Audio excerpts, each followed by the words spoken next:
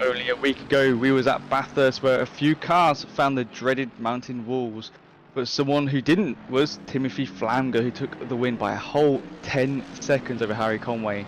Can he do it again here at Laguna Seca? Stay tuned to find out. Hello and welcome back to Night Owl. My name is Ted Edwards, and joining me on the mic and doing the beautiful camera work is Jesse Lee. How are you doing today, Jesse? We're back in your hometown. Well, completely opposite coast, but behind that we are indeed. I quite love being back home here in the United States. Hello, welcome to the great state of California, and of course, Laguna Seca, which is not in a desert, for God's sake. Stop calling it a desert, but here we are at Laguna Seca. It was a very wet practice, and they got a lot of wet weather running done, but qualifying very different. A green track, it's cleared off. The sun is in the eyeballs of everybody exiting turn number 2, or turn number 3 rather, where we're coming through right about now. And this track is going to play host to one of the more interesting championship battles we've seen in quite some time, Ted. Yeah, we haven't seen something like this for many night hours now. You know, it's there's always been one person who's been taking it by storm, but you know, in both classes. But yeah, we've actually got a nice battle going on. I think even Silver class has a battle going on as well somewhere. We'll find out in a little bit. But 12 minutes of qualifying on a dry track that is green, because obviously it was raining on the Saturday. This is the Sunday practice. Night Owl's a little bit different with their days. Normally it's a Friday, Saturday, Sunday. This is a Saturday practice and a qualifying and race day on a Sunday. So it's straight after each other, so they will rubber in the track, but you know, right now green means it's not rubbered. So once it turns to fast, then there's a bit of rubber down, so there's a bit more grip, and then once it goes optimum, then yeah, it says it in the name, it will be on optimum track, all the grip you need. But right now it is not, as we see Harry Conway come across with a 123.9 and Timothy Flamger doing a 123.6, but pretty sure they can go a little bit faster. Indigo Lopez does a 24.4 in that Blue Shark E Racing Ferrari, and you see George Barkham across the line going in 5th at 1.4 seconds down, so looks like he's struggling for a bit of grip. Pimlott and Grim Lilith go in front, so it's going to be a difficult one for these drivers. Obviously they've just been practicing in the rain for the past 45 minutes. You know, chucking yourself into a dry qualifying, if you haven't been doing any practice all week, and you know your first practice was today, it's going to be very difficult, Jesse. Yeah, it's certainly going to be, and of course you talk about the mixing of conditions, which is what we have here for this session. They have practiced all week in mixed conditions, and with that, they don't know what they're going to get. That forces you to prepare for both, right? That forces you to prepare for dry, prepare for wet, and a mixed race. Of course, 1 hour, anything can happen, especially in this part of California. The weather can come in and move off quite quickly, particularly in the spring time. Today, we do expect the possibility of weather to creep in during the race, but qualifying is absolutely picturesque for the time being. The only little thing you could gripe about here, of course, is that the track is green, so absolutely no grip into the corkscrew. A couple of turns that we should all be aware of course, turn number 2, the Andretti hairpin, the Rahal straight where you can set up a move and get it done, and of course the world famous and dare I say infamous corkscrew. What a turn that is, and one corner that gets completely overlooked, we've just come through it, in fact, is the final turn. It's very deceiving. It looks like it's a 90-degree left-hand turn. It's actually more than that. It's closer to about, what would you call that? It's about 75 degrees, something to that effect. It's quite acute. Just like you, but yeah, look at you! It's quite a difficult corner. You know, your braking is different from any other, like say 90-degree corner, for instance, or anything like that. As we see Harry Conway, he's going to come down into it. Phil Roberts in front, and it's you brake around the 2 board, which is about 100 meters, and then you've got to swing it right in for the apex, hit the apex, and you just take it out wide onto the exit curb. And you think, well, that's just like any other corner, but it just feels different. Like you can't go wide through it because you'll end up in the gravel, you know, and then you're gonna lose time. You're gonna get a track cut, and or if you do keep it on track, you're gonna go over the track limits on the exit curve. So hitting that apex is everything with that corner, but it's also to do with the braking as well, especially down here into the Andretti hairpin.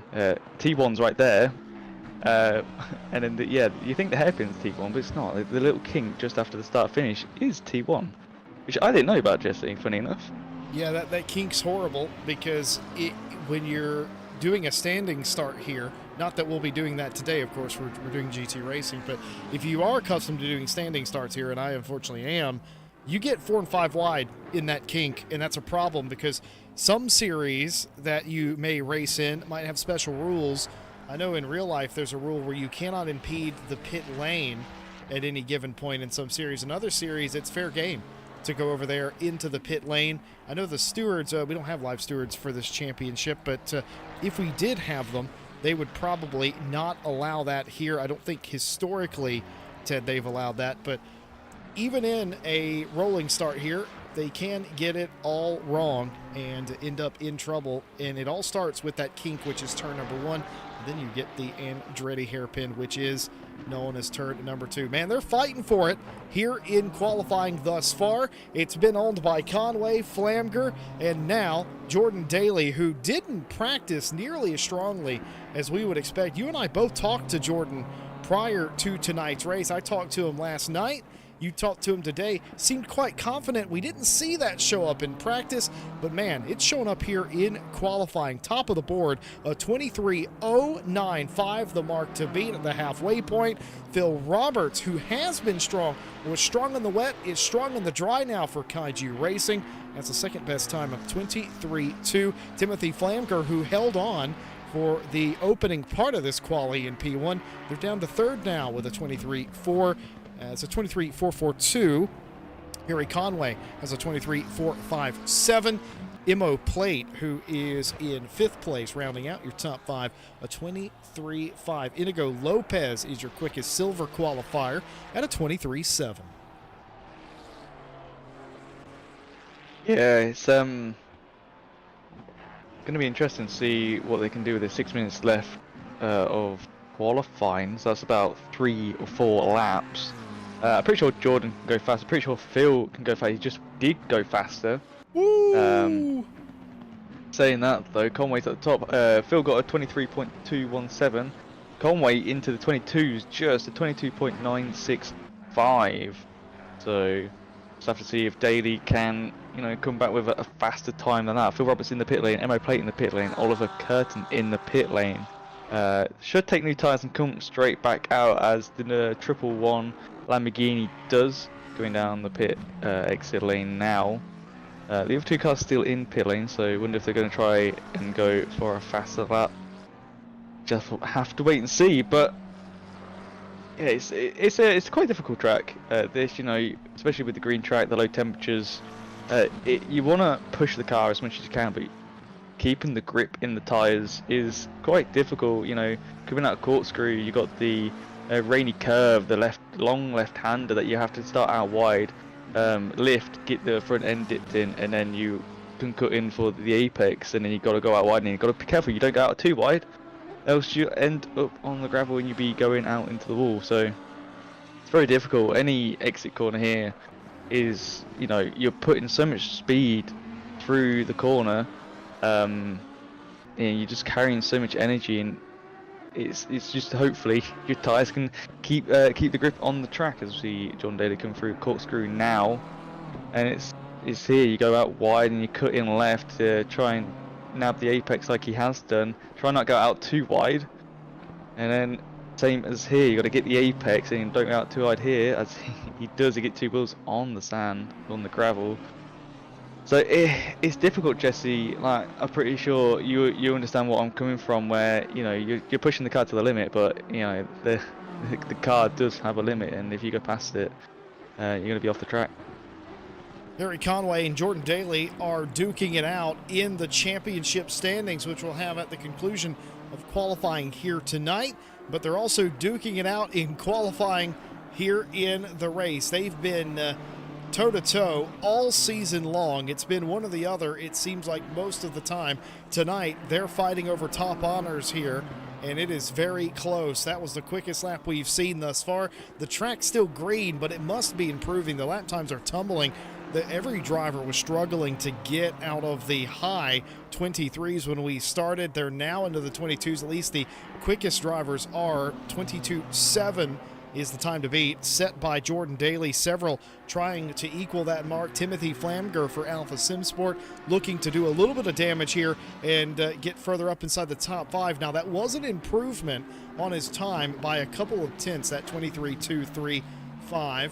But it wasn't enough to get him past the likes of Phil Roberts, who has done a 23.2. 3 minutes left here in qualifying. Everybody scrambling, trying to make up as much time as possible, including this driver, Miguel Martins, who is not necessarily where you would expect Miguel to end up running. He has had a feast and famine style season, has the 62 this season, just looking for a little bit of something here in the final 2 races. He's up more than 0.7 of a second coming to the line.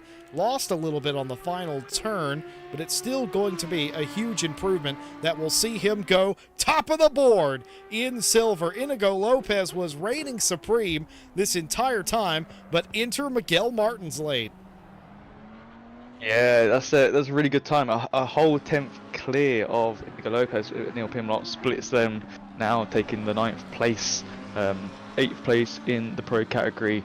Pimlott's another person who's been struggling a little bit. Obviously, he used to be in silver a lot through Night Owl, and he's really only just gone up to pro. He even agreed with me that, you know, after his good performances in silver, that he's, you know, probably time to go for pro. And like I said to him when I got shoved up to pro back in the day, you know, it just made me faster. It made me think about how I was driving the car a bit more, and just gain more pace, because obviously you want to try and keep up with the guys in front. And yeah, you might not be winning races or getting podiums, or, you know, not even getting top 5s, but as long as you can sort of stay near, like, you know, at least a couple of them and race them, and you're not mingling with the silvers anymore, you're improving on what you were in the past. So, you know, it's very difficult to see Inigo Lopez. Inigo Lopez was up nearly half a second exiting the corkscrew.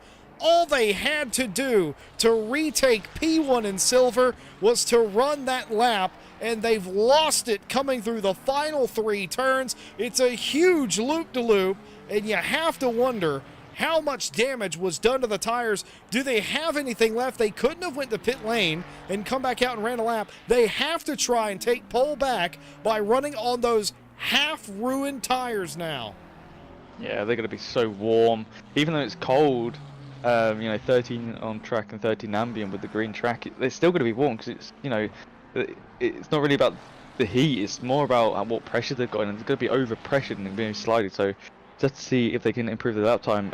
Mike Redford takes on 2nd place at this moment in time, a 1:23.750, just beating out Lopez to that 2nd place at this moment in time. Neil Pimlott is 10th. George Byers has got an 11th overall.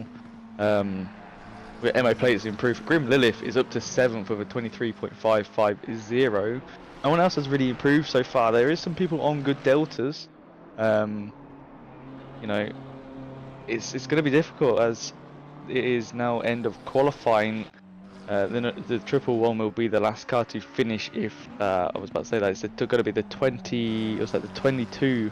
That will be the last car to finish now, because the triple one has invalidated. The Sealfield Roberts coming up to the final corner out the exit and coming up to the line. Let's see if that's an improvement. I don't think it's going to be, Jesse. A very good try. It's going to be almost at the same time as qualifying. Indigo Lopez goes 9th. Oh, look at that! That's first. I was going to say second. No, that's first by almost a whole 10th as well. Mike Redford, though, shooting up there in 7th place, first in silver, 23.487. Jeez. Oh, man.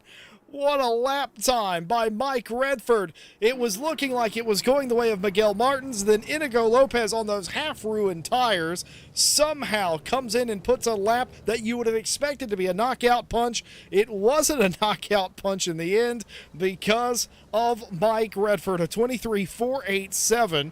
And that will just about do it for qualifying here today. One car left on track, not tracking better than their fastest time. They're going to equal it, though. Harry Conway will start third. Jordan Daly on the pole position here at Laguna Seca in the penultimate race.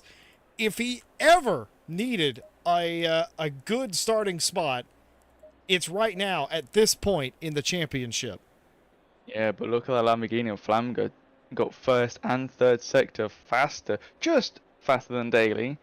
Second sector is a tenth off, but you know it's still close. And then got Conway and the Valley's right behind as well. And don't forget Roberts Hill is behind. Redford pretty up there.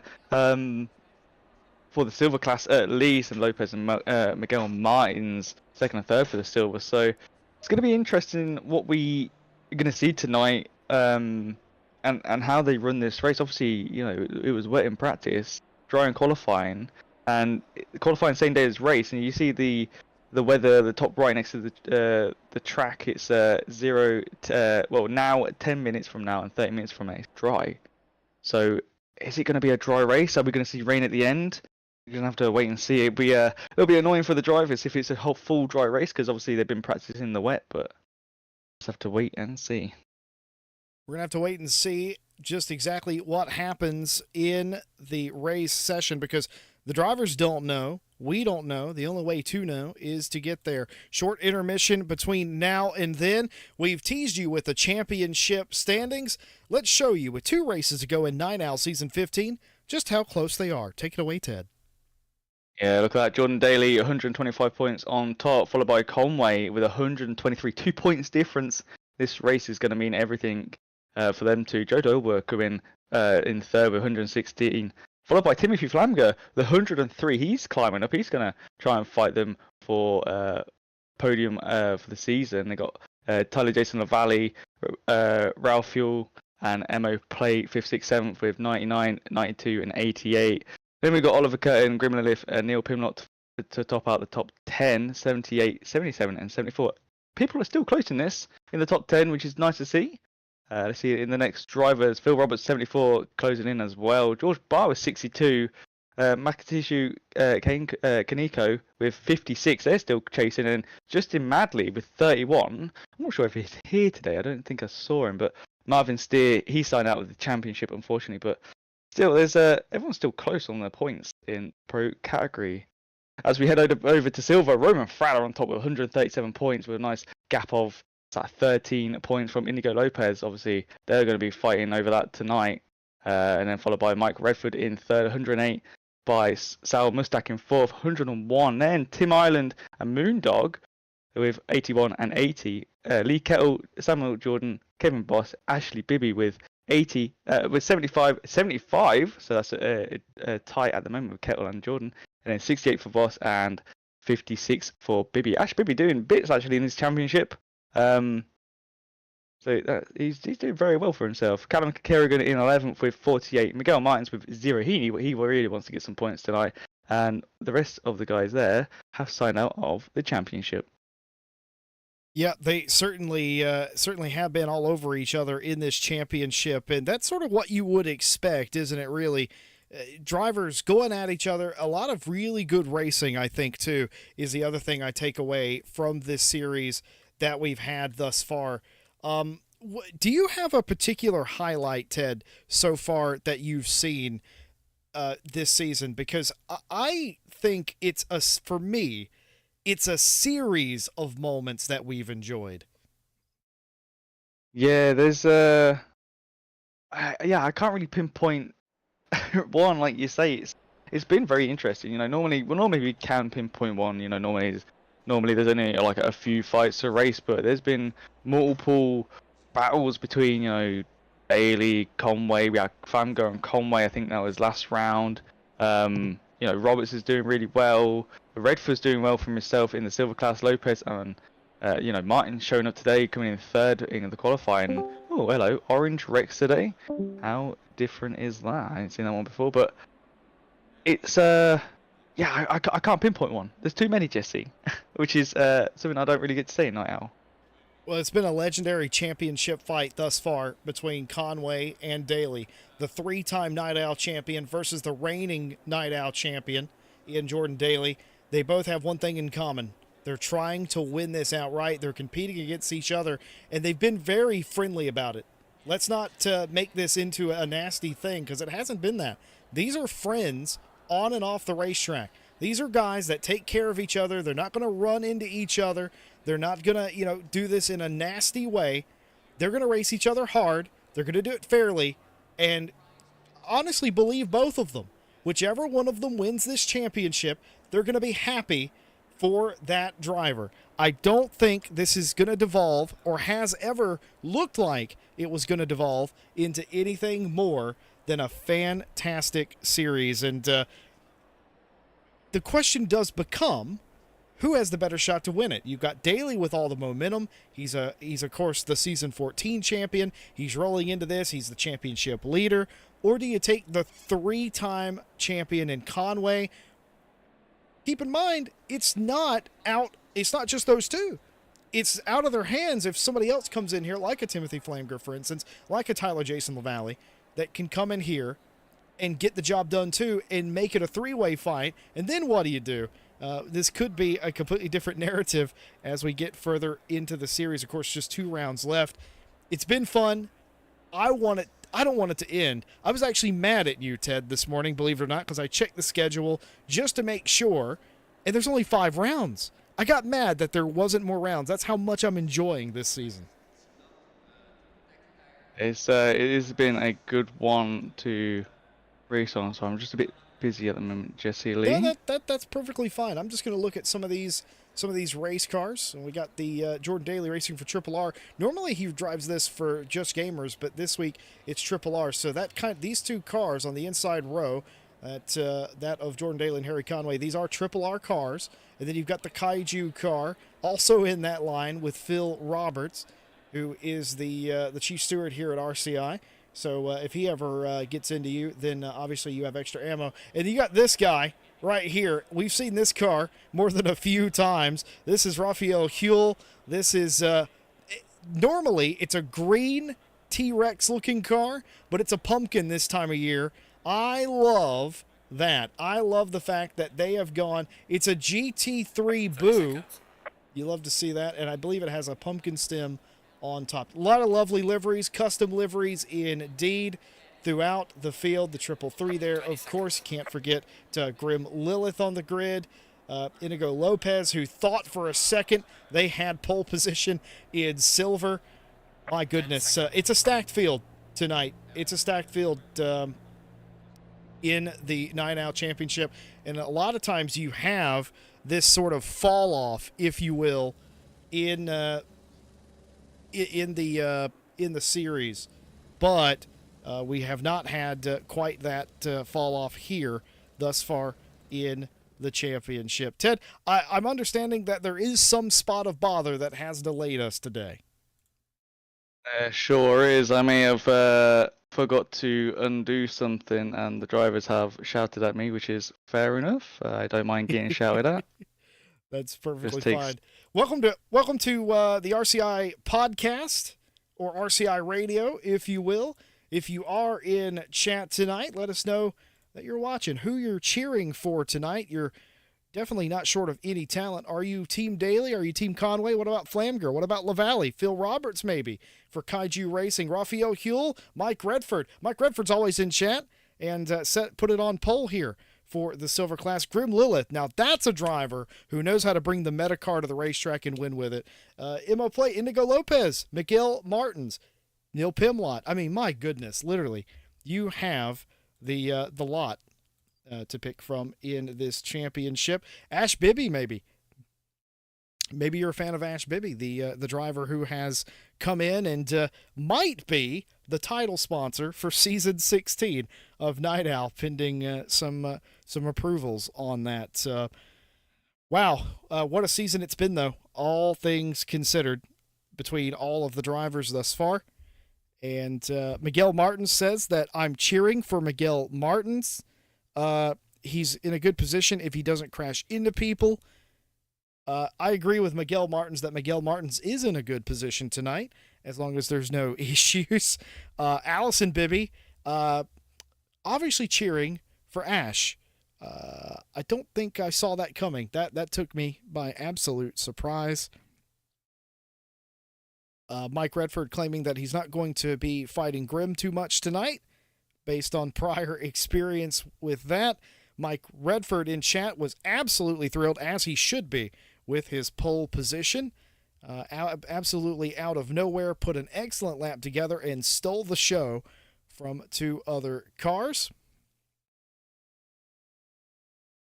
Minnie Simeon, also an Ash Bibby fan. Minnie Simeon saying that they always cheer for the rookie. Now that I can get behind that. I can get behind that as well, you know.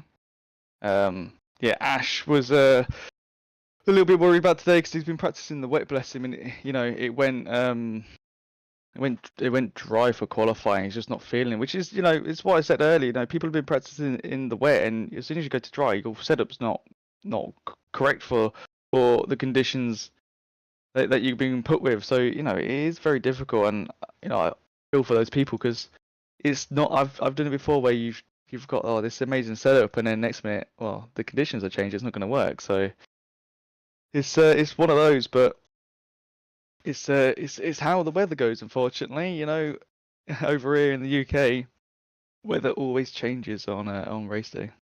You know what they say in the UK, and I'll just say this in case you're not from the UK. They say if you don't like the weather, give it a few years. It's not going to happen. It is off and on in the UK all of the time, and it's the only country I've ever been to where you consistently have to be prepared for rain, even on a lovely summer's day. Yeah, you sure do, and it's not guaranteed it's going to stay that way. That's why you need to have like another setup in the bag, or you know, just run a few practice sessions and just to see, you know, what the weather could be. You know, that's easier said than done though, because there could be multiple different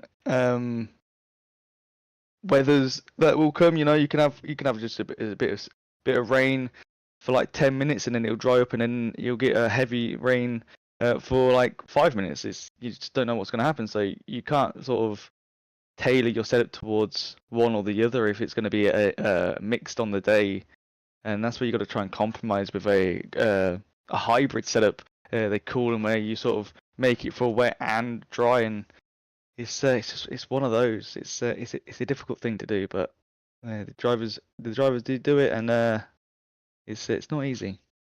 Certainly isn't. We're just getting set up here on the back end. We've had to do a server restart, if you will, and that doesn't mean they'll have to requalify or anything like that. We have all that data. It's just that we will have to go through a process where all the drivers are given adequate time to rejoin the server, and we will re-grid up, and they will have the opportunity to see what the weather is. I can tell you in the abbreviated practice, it is incredibly cloudy, but there's no precipitation falling from the sky, nor is the track wet at the moment. So not a little bit different than the sunshine that we enjoyed in qualifying and on the grid originally, but still no rain falling. But that will require, I believe I'm right in saying, some sort of tire pressure change, especially if it's cooler now, and now the track not in direct sunlight. And I've just noticed 30 minutes in the practice session that they're in right now, that's about to end, the weather radar does say light rain in 30 minutes. So how far in the future is the race? It could be a wet racetrack when they get out there on the grid. Yeah, we just have to wait and see. We've got a few, about a minute left to go until it will switch over into the grid. So just have to wait and see, and hopefully everything is fixed. I'm hoping, fingers crossed and toes crossed, Jesse, because I've done this many a times where I've messed up a few settings, and it's just like, well, what have I done? And I will tell you what I've left on once we get into the race, and I have hopefully fixed that, and there is no more issues. Just hoping the qualifying order is correct. That's what we are waiting on. So Ted, this is interesting. Masatoshi Kaneko has gone on the racetrack. A lot of series outside of RCI, they tell you when they do a start like that to not go out on the racetrack. But I assume as event manager you don't care, and RCI doesn't care. Eh. What is the difference there? What with what I think they can and can't do? Well, why would certain series tell you not to go out on the racetrack, and why is it not a big deal I for think us? if it's the same day, and you've had like a restart or something, then maybe you get a bit more extra practice, and you should have done your practice in the practice session. Okay. What we saw a minute ago was a Saturday. Now it's a Sunday again. So the rain you saw, not going to happen. So I wasn't too worried. But Okay. it is now back to dry. What we did see a minute ago. So just like I could be everything. completely wrong. I think it's slightly cooler than it was in the other server, but the weather is almost a perfect match. It is partly cloudy, a green racetrack. Temperatures are absolutely sublime, 13 degrees C. You would love that in this part of the world to be completely. Actually, no, everybody in this part of the world will be complaining that it's cold because you're from California and you complain about everything. But it is lovely weather nonetheless. Yeah, sure is. And we just have to keep an eye on that weather because obviously, we've seen rain qualifying, and we saw rain just a minute ago. So could rain come in? It is 3 kilometers wind, Jesse. So it is overcast. Explain got a that bit to of people that clouds. may not understand what that means. Why is So- the wind so- important? The wind's important because clouds can form, and the bigger the number, obviously, the quicker it could come. It might not. We've had it before, but we've never had it, and that is I think that's the only thing that the wind does affect in ACC. It doesn't help cool the brakes or anything like that, or juice drag. I think it's just to do with the weather. But we've had many races where it's 0, and we know, like, okay, there's gonna be no rain, or it's not gonna get more cloudy. As you can see, it's quite sunny right now, so just have to wait and see. But it's it can be a factor of, well, rain could be coming, and drivers do look at that.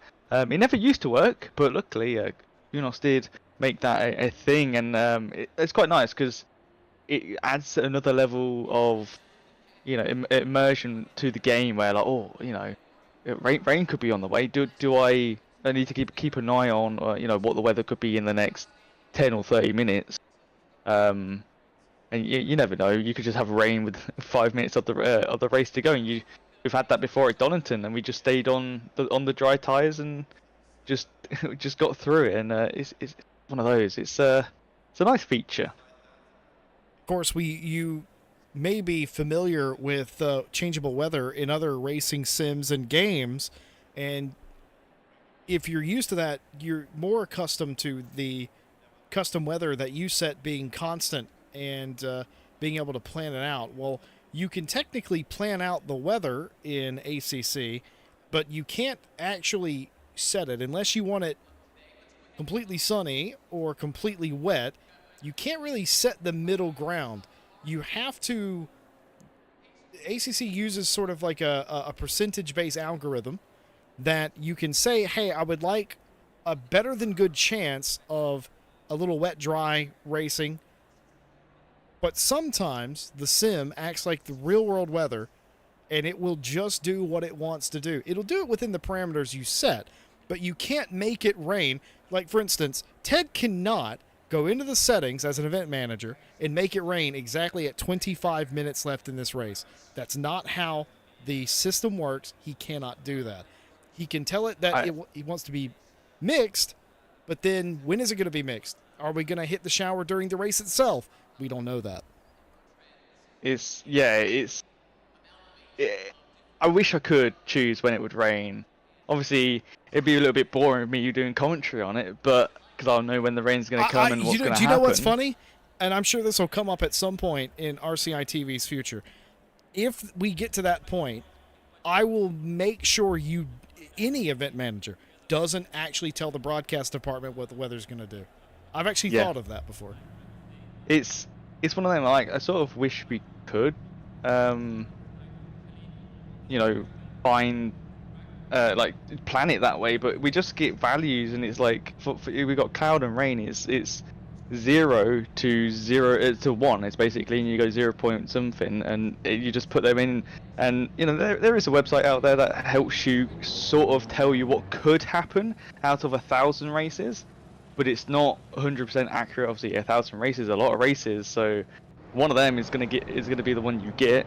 But yeah, like you say, we can make it wet and just stay at that amount of rain for the whole race, and the track doesn't evolve more wet or doesn't get dry. Obviously, there will be a dry line from the drivers driving, and we can set that, or we can just make it go crazy. And we haven't made a crazy rainy race for a very long time, because drivers don't like it, because it could rain for 5 minutes and then stop, and then 10 minutes later it will rain again, and that's what you call annoying and a little bit silly. But we do try to do sort of a decent weather for the drivers, just so they can enjoy the race here at RCI.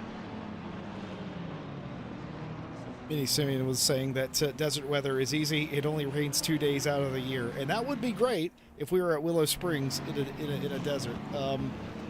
This is a fertile valley in the middle of California. A lot of wine comes out of this area, and it is arid, I suppose, but it is actually quite lush green in the springtime.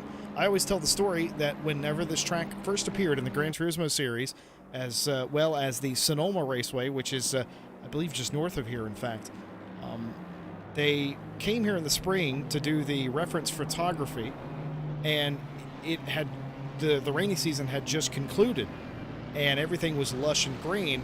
And everybody pointed out that the tracks were unrealistic because it was green, not actually knowing that in the springtime it is quite green here, most, or at least for a period of time. But of course, this time of year, whenever most races occur, sort of the early summer, late summer into fall, it is anything but that. The Monterey Club Historic Series that will commence, I think, in about a month's time, might be the end of this month, comes here every year, puts on a heck of a show. If you're wondering what that is, that's America's version of the Goodwood Revival, if you will.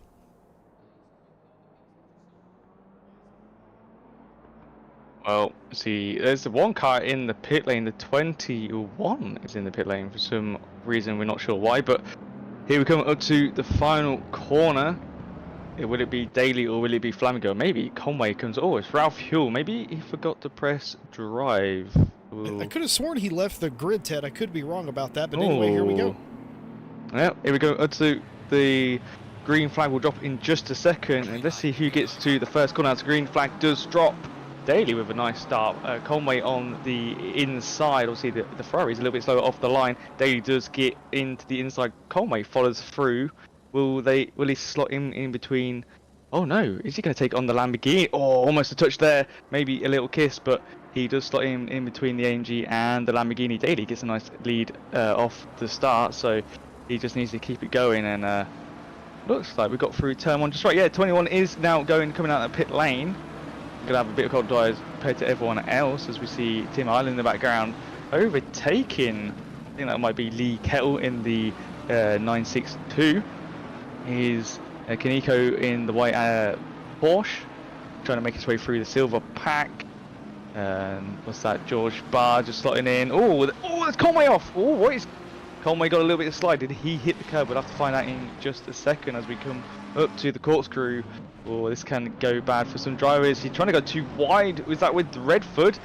He makes it through. Redford had to take the bumpy route down the mountain. MO plate looks like they're trying to go for a fight and doesn't make it through. Interesting first lap, Jesse. Only one driver really struggling there, which was Conway. He's dropped down from second down to 7th place. So third down to 7th place.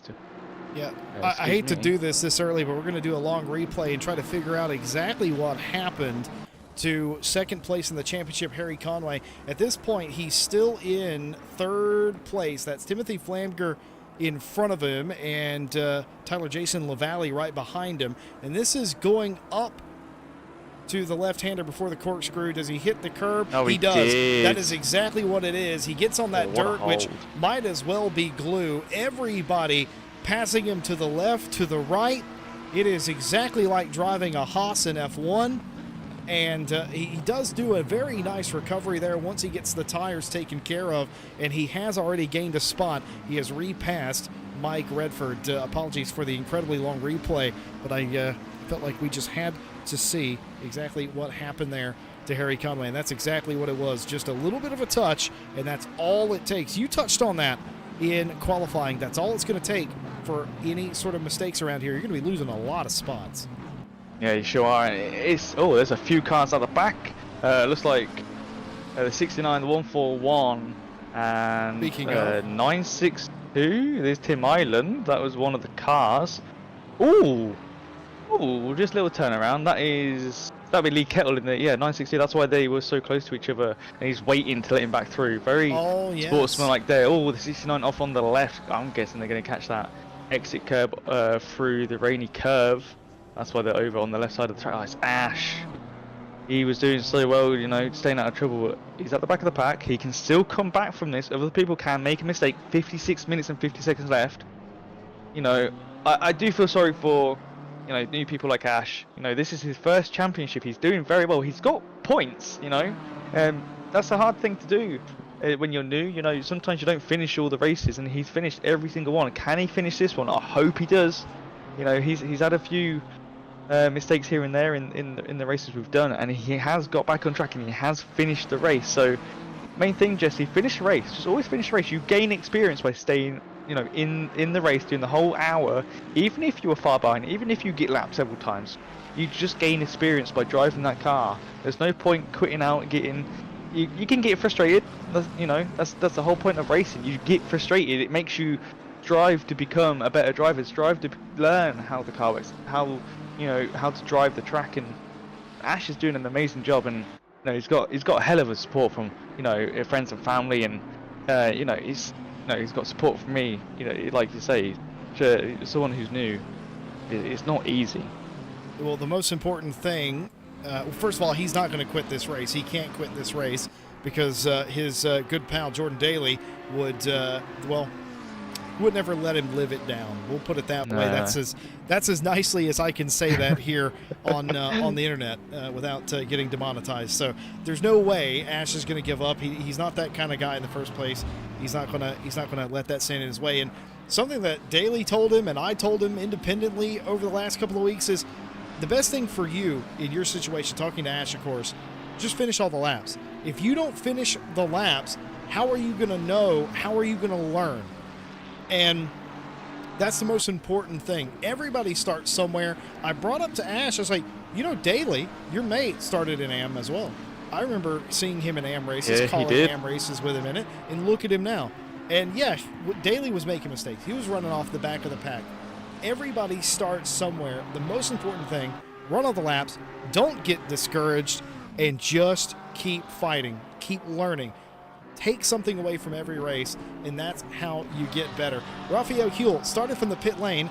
I could have sworn, folks at home, that I saw the pumpkin, which is what we call this car, set off the line appropriately and then return to the pit lane. Now, whether that was connection or an issue where they maybe didn't take the correct fuel, they had the wrong pressures in, something to that effect, they reset to pit lane.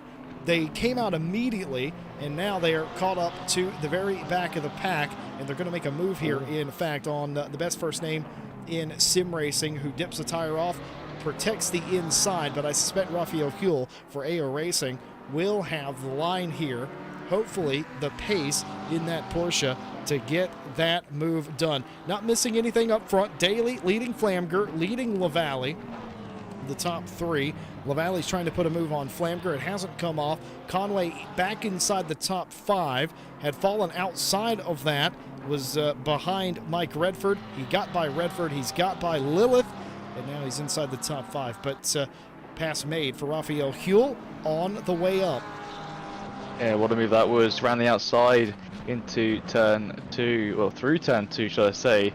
That's not an easy one to do, but the Porsche has got the grip compared to the McLaren by the looks of it. McLaren is fast in a straight line. You really want to stay in its slipstream if you're stuck behind one. And in a slower car, as we see a race replay with Oliver Curtin in the 111.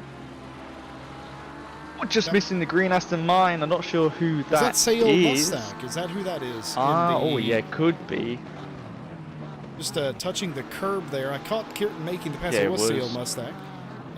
Hitting the curb. That's the second car we've seen, and certainly, I can guarantee you this, will not be the last. Conway's trying to make this move on Phil Roberts, and Phil Roberts is not just letting him by here, nor should he, in any respect. So Harry Conway's got to go back to school. Every pass that you make, matter of fact, just as I say stuff like that, that is exactly what happened.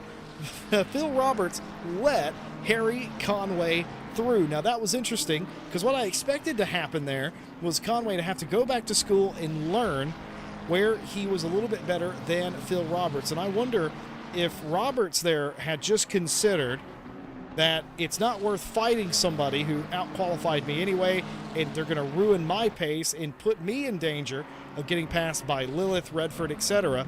Just let me run my own pace and maybe learn something right behind them. But for a lap there, I could have sworn Conway was going to have to make that move in earnest. In fact, got quite close to the back of the Kaiju car before the pass was actually made. Just right in front of them, Tyler Jason LaValle, the Canadian driver, right up the back of Timothy Flamger here, trying to sort out the Alpha Sim Sport car. Mini Simeon saying why that was strange. Did they touch? No, they didn't touch. Phil and Conway, Daly and Lilith are actually all friends, and they do race together, race under the same name sometimes. We'll see a replay from Huell. Yeah, it didn't catch it, but obviously this I pass think he made contact with the track. Okay, this pass was already made. hello. I see. Okay, so this pass was made again. Remember, Huell had already gotten by Lee Kettle. Somehow Huell ends up back behind Kettle. So I did catch kind of what I was looking for. I noticed there was a bunch up all of a sudden. So Huell has made a mistake. Kettle has made a mistake. And I believe we just lost Ash Bibby. Oh no. That is a shame. He wasn't. He did say he wasn't feeling it on the dry conditions, and I think he's just. I think because he was falling back, he just didn't want to continue tonight, which is a big shame. You know, he will have a drop round. He's just coming to the chat saying, "Done. Sorry, not feeling that." That is fair enough, though, isn't it? Just, you know, there's no point putting yourself through torture if you are not feeling the car at all. You know, we say keep going and stuff, but there is a limit where you just can't keep going. But he has a drop round, so he's not going to lose really any points from this race. This will be his lowest point scoring point, so whatever it was his last one, which was, well, he's already had a sign out, so unfortunately there won't be any points again today. That is a shame. He signed out Kailami, but just have to wait and see for Hungaroring, see if he can get any more points. He's not last in the championship. He's ahead of Callum Kerrigan, who is not here tonight. So he is still going to stay in front of someone, stay in front of two people. Miguel Martin still needs to get points. Ash has got 56, so Miguel's not going to get that many points unless he had fastest lap, pole position, and wins the silver race. But you know, Ash is still up there. But you know, it's just one of the things. I've had races where I've just pulled out. There's 62 off and 13 is off. Two different parts of the track as well. 13 is Conway. Conway's off again at the same spot. He's hit the curb again, I'm going to say, Jesse. Well, let's take a look and see if we can catch exactly what happened to Harry Conway. Oh, that was a little bit too late, but yeah, something there has gone awry for Harry Conway, and I'm forced to believe, as you do, that was contact with the curb again, just trying to get everything you can, digging off the corner. You can't hit that. Some cars can hit that curb and they can be relatively fine. This Ferrari, not one of those cars, and he's hit that twice, just trying to gain those spots back, and now he's put himself in a hole with his rival in the lead of the race, already in command with the pole position. Tyler Jason LaValle, by the way, has the quickest lap. That's what the magenta number means. That's where the quickest lap is. If there was any silver lining, it would be that Daly doesn't have that for the time being, but we've seen him get very tricky with that in the past. But for Harry Conway, it's a day that is starting to come unraveled. He can still recover from this. There's certainly positions he can gain back. If he were to even get back to where he was, he would gain I think 12, 13 points. And that would be absolutely huge going into the final race. At least make an honest fight of it for the finale if he can make up some of those spots. But he's got to stop hitting that curb. Yeah, I've hit that curb a few times, and you don't actually have to hit the curb itself. You can the curb, the rumble strip dips into the sausage, and the dip can catch you off. If your car's too low, it can still bounce the rear, or depends on how your suspension is as well. It can mess up the rear. That's Oliver Curtin off the track, the 111 Lamborghini, had stopped. Has stopped and has gone. Olivier Curtin out of this race. Here's a replay from Sale Mustak. And this, I believe, happened about a lap or so ago. Is that Curtin and Mustak making contact there prior to the off? I think it was. Oh, so looks like a few people falling victim out here at Laguna Seca today on a cloudy track. It was now. Wasn't it a bit sunnier early on, Jesse? It was, yeah. Whenever the race started, it was partly cloudy. It's completely overcast now, folks at home. It's 6:21 a.m. The wind has actually decreased by kilometers. Yeah, but the track's still green, and that's what I'm most surprised about. It hasn't taken any rubber that we're aware of. Now, that doesn't mean the track's not improving in grip. It just means that it hasn't progressed enough to nudge the track condition to anything else but green. It has to get to a certain percentage. It is improving all the time. Just not quite enough yet. Mini Simeon just replying to Ash in the chat saying, braver than me, I never signed up for these. At least you got the stones to get on the track. That is very true. It's not easy, especially when there's this is being live streamed. There's people going to be watching you. That's sometimes in the back of my head, and it can put you off a little bit, make you a little bit nervous. You don't want to mess up on a live stream, because you're gonna get found. Recall yellow flags and oh, Jesse, what's that over there? Sort of thing. So it's it can be embarrassing, but Ash has been on track, and he's done very well for himself. And Callum Kerrigan saying, at least you started the race. I bailed before even doing a lap. So there you go. Callum Kerrigan is one who's raced with us quite a lot over the past year or two at least. Ash is already doing better than them by participating in today's race. So yeah, it's one of those things. You just don't. The one thing you don't want to do is think about it too much. Is put it behind you and go on to the next race. Yeah, my advice for Ash right now is don't go to bed mad. I know he's had a long day. He's been at work, and he works Saturdays, and to come out here, one of the toughest tracks in ACC, certainly I would say one of the top 3 toughest places to race, and to put in an effort, and it can be frustrating, and like you said earlier, it's all well and good to say turn on the laps, but if it's at a detriment to your mental health and well-being, I would suggest not racing. And I think that's exactly what Ash has done there, where they've said, you know what, it's just not my day. I've had a long one. I'm gonna pack it in for the evening. No shame in that, and especially just saying it straight up, not making excuses, just straight up saying, didn't have it today. It was pretty awful. I'm gonna go chill out. And there's a lot of days, and there's a lot of days, Ted, where I wish I would have done that for my own psyche, but alas, that is what's happened. And can I just say, all of you in chat, probably the nicest sim racing community I've ever seen. Well done, all of you. Yeah, we do have an amazing community here Look at at RCI. this, by the way. Yeah, and I've just been watching this on my other screen. These 3 just going for it. Lavalley still with the fastest lap in that lovely V8 Mercedes. Following, what's that, the V10 Lamborghini, and then what's that, the V6 BMW, if I'm right. I think I might have got them right, Jesse. I haven't been reading up on it. I just trying to guess off my own head, but they got a massive gap down to Grim Lilith, 8.4 seconds to the next pack of cars. Conway is 5 seconds behind. What's that, the group of 4. It's followed by Lopez and Bard, and there's another 4.2 for Moondog. Got Pimlot, and then you got another 5.8 for Geneco, Mines, and then Mustang's got another 6.6. So there's a few little battles, if you like, going along around the track. It's not going to be a quiet race today, I don't think, especially with the pit requirements. Would you like to know what they are, Jesse? I would indeed. There isn't any. Beg pardon? There's no pit requirement.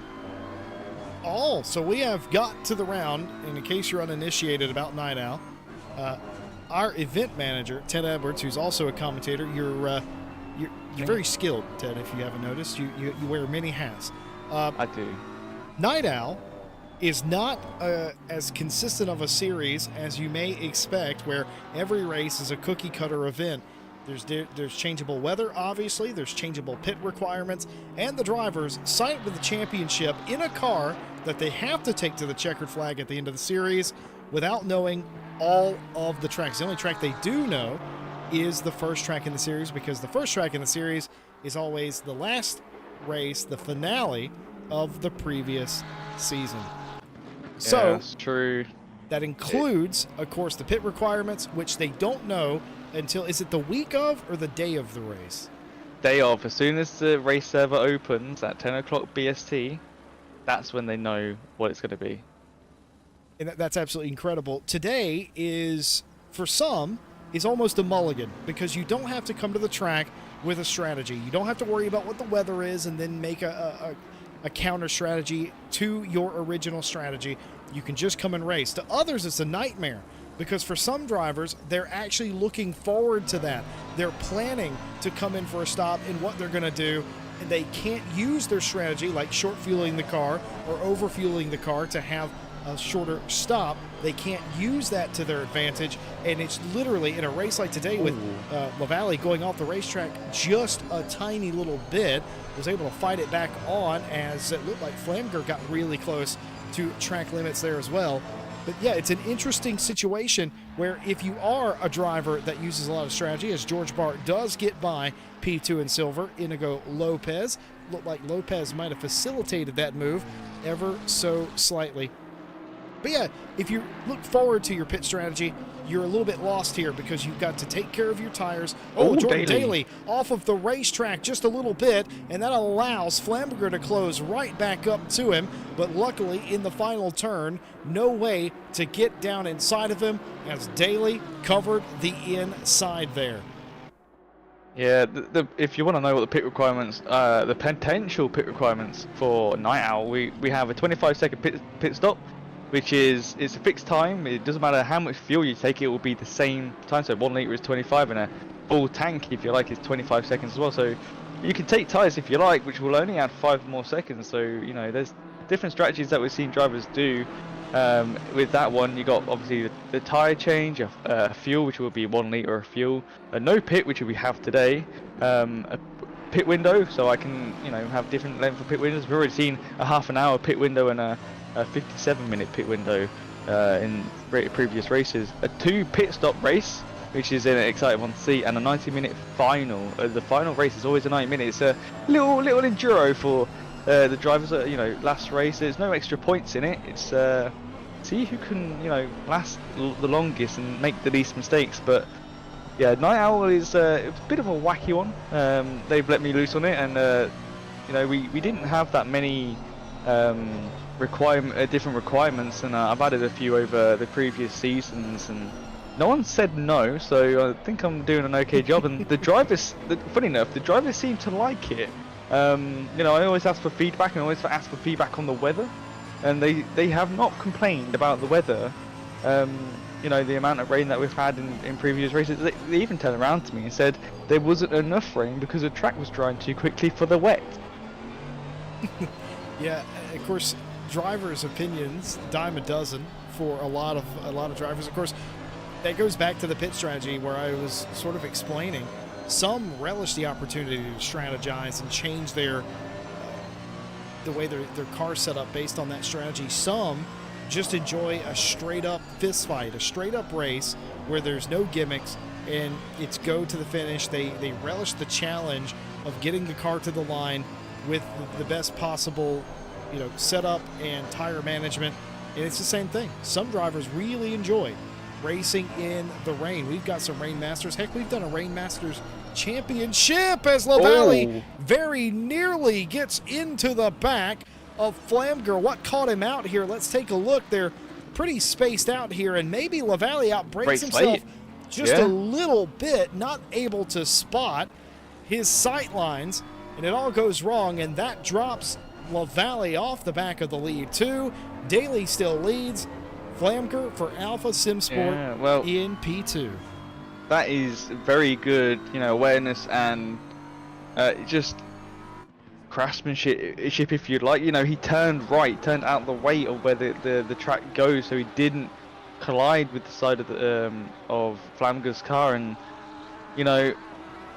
that takes practice, and also driver coaching can help with that. And Driver 61 is a place you can go to get some coaching like that. You want to improve your racecraft, then you can head over to Driver 61. They help sim racers for further potential on the track, from one-on-one driver coaching to full-on driver courses. The folks over at Driver 61 have helped thousands of racers refine their craft and unlock their untapped potential. And you can find them out in the description below. But I think we said this many times. You've used it. Many staff have used it, and it has helped them understand of what you should and shouldn't do with the car. If it goes wrong, like with LaValle, then what you should and shouldn't do. And obviously, you shouldn't aim for the next car. You should try and turn out. Yeah, you're gonna go off track and you're gonna lose loads of time, but you won't get a penalty for hitting another car in front. As we see Conway on Redford. Will Redford let him through? Yeah. Oh, it does. I think he did. I think Mike did, but I also don't think that Conway was giving him too much of a choice right there. And also, if I'm Mike Redford, I'm leading this race. I'm looking for another dub here in Night Owl. I don't want anything to do with Harry Conway right about now. So I think that was Conway not taking no for an answer, but I also think that was Mike Redford also not even interested in considering the notion there. I think Conway's got his Halloween mask on and scared Redford out of the way, and Redford said, "Yeah, no thanks." But yeah, Driver 61 is very helpful with helping you just be aware of what's happening around you with different cars, and to watch the car in front. Like Grim's gonna watch what Phil's doing. Where is his weak spot? Where is he being strong? And that's where you capitalize. So they help with that with their coaching, and they're very good. And like I say, you can find them in the description below. But it's hard to understand what the car is doing in front, and obviously the one behind, because you've got to focus on both, and focus on your own race, focus on your car, focus on how you're driving, and it's difficult. Certainly is. And one thing that I think most people lack in sim racing and racing in general, one of the hardest things to learn is consistency. Anybody can run one quick lap, and this is a real belief of mine. Anybody is capable of running one quick lap. You run enough of them, some of them are going to be quick, one of them might be stellar. What impresses me and what wins you championships isn't the ability to win over the course of a single lap. It's your racecraft of how you race other people and your consistency. One thing that Driver 61 does is they teach you braking points that don't move on you, that are consistent. They show and point out things that you are inconsistent with, and they tell you to work on that, build on that. In driving, or in partners that I've had on the racetrack that have taken Driver 61 one-on-one coaching, that's the thing I notice when they come back. They're more confident in the car, and they're way more consistent. And on top of that, they gain lap time. Being faster never hurt anybody, let's be honest. But more than anything, it's pace with consistency that they teach you over there. Pro sim racers, excellent outfit over there. Yeah, they are amazing. See, the fight is still going on with these two here. Roberts has got past Lilith. There's a half a second gap between them. Mo Plate is catching Conway 4.4. So I think Conway is catching. Let me have a look at the last lap times. A tenth quicker than Mo and 4/10 quicker than Grim and Phil. So Conway is catching. He is on a charge. He's driving angry. and I've done that a few times, and it does help. And then you got to calm down when you get close to someone, because you don't want to be angry when you're near someone, because you know, you can start messing up again. But yeah, it's a hard battle for Conway this round. He's only got one more round. He just has to get as many points as he can. As we see Lilith following Roberts now, followed by Emo. Don't know if they will be able to catch up to the front runners. Just have to wait and see. See if anyone else makes a mistake. As we see Emo dropping 2 wheels onto what's that? The sand? It is sanded here, isn't it, Jesse? It isn't sand. I mean, What is it? There are sand traps here. There's gravel traps, but really, if you actually go there, it is sand. But there's also dry grass, and it looks like sand. It's very loose surface off of the racing track here. It's horrible. Yeah. There is sand, or it's technically not sand. It's just loose dirt and all of that. But there is like dried grass on top of it. Yeah, once you dip if you dip a back wheel onto there, you just slide straight off. It's unless you can control it, it's so slippy. It's scary, is what it is, because you'll just slide. It's like on ice. You slide straight to a barrier. That's obviously the last thing you want to do. But almost halfway into the race, and it's sort of, I say, quietened it down a little bit. There's people following each other. Trains are happening on track with a few cars. As we see here, first and second, third place is trying to catch up, but it's just who loses concentration first, really, isn't it, Jesse? In a race like this, and it's one of them. Like Daly's going to be focused. Well, he shouldn't be too focused on the Lamborghini behind, but he has to keep an eye on him. No one in front, so he's got clean air, so he's going to be okay for his front end. Whereas the Lamborghini behind is going to be a little bit more understeery, depending on how the setup is, and. I think Jesse, I think there's a place where you can get some setups, right? Yeah, there certainly is. If you're looking for setups that esports pros are using, and moreover, I know Jordan Daly uses Go Setups a lot of the time, and you can't really do better than first place, to be honest with you. Go Setups is your one-stop shop for all of your setup needs. It doesn't matter if you're an esports pro looking for that competitive edge, or you're just looking for safer alternatives for pub lobby stomping. Go Setups has you covered, all setups for the new 1.9 update, including a Jaguar pack, if you were so inclined to be as insane as you would have to be to race that car against the current gen GT3 cars. We've seen it in RCI, and we love it. We love it when you do it, but now you can do it with confidence with Go Setups. Go visit them. The link in the description. We see a lot of you using the link when you're making purchases from Go Setups. We see that. We obviously appreciate that. And of course, anything that we make based off sending you to them goes right back into the servers for more racing. So thank you. Yeah, it's I can from first hand of using them, and Daily is using them tonight as well. They are amazing.